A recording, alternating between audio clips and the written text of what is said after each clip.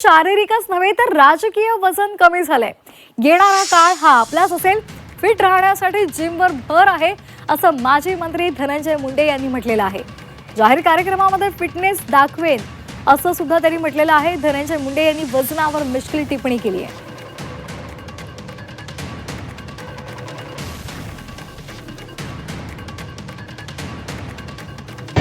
मी स्वतः जिम करतोय। बऱ्यापैकी मी स्वतः वजन माझं कमी केलंय। असंही सर्व क्षेत्रातलं आपलं वजन कमी झालं होतं, पण येणारा काळ आपला आहे। त्या काळात आपण अतिशय चांगलं फिट राहायला पाहिजे, यासाठी मी आता जिम करतोय।